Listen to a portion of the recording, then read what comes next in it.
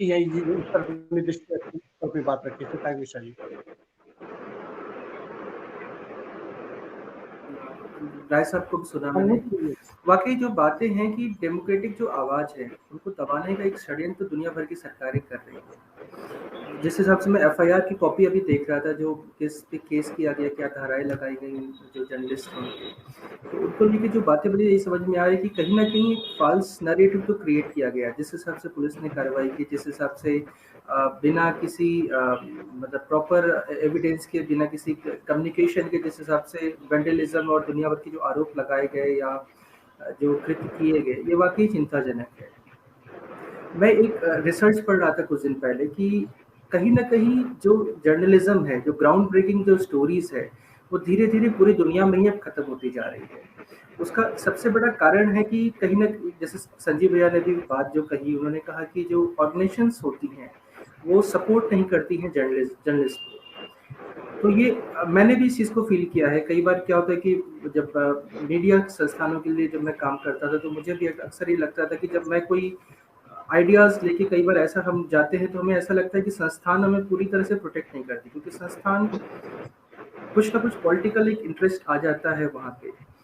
तो यहाँ पे संस्थान को आगे आना चाहिए और वो कम से कम इस तरह की जो पत्रकारिता है, जो ग्राउंड ब्रेकिंग जो स्टोरीज है, जो जर्नलिज्म है, उसको कम से कम बचाए रखा जाए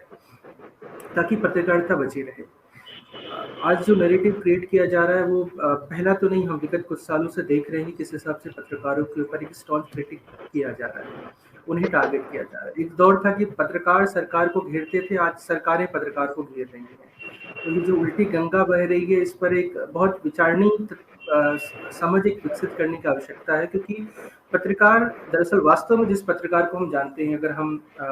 अरारकर जी जैसे युग के पत्रकार के समय को अगर देखें तो पत्रकार का जो मुख्य दायित्व होता है वो जनता से और जनता के प्रति ही होता है। तो अगर यहाँ पे और जो पत्रकार जो संस्थान होते हैं वो उनका भी मुख्य दायित्व जनता के प्रति ही होता है। लेकिन अगर हम आज की पत्रकारिता क्या हो रही है कि आज हम पत्रकार भी अलग अलग ग्रुप में डिवाइडेड हो गए हैं, या तो प्रो गवर्नमेंट या तो फिर एंटी गवर्नमेंट। यहाँ जनता या जनमत से जुड़ी बातें तो लगभग गायब हो चुकी हैं। तो ऐसे में हम एक ऐसे बड़े वैक्यूम की ओर जा रहे हैं जहाँ पे कि जनता की जो वॉइस ऑफ जो पब्लिक है, उसकी बात रखने वाला, उसकी बात सुनने वाला, उसकी बात करने वाला,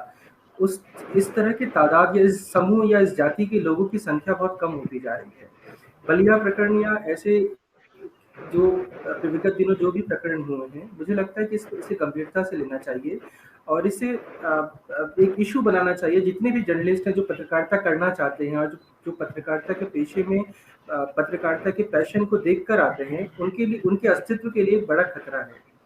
तो मैं चाहूँगा कि इस बात को, आपके डिस्कशन को आगे ऐसे इस तरह से करते रहें ताकि मुझे कुछ नए इनपुट्स मिले,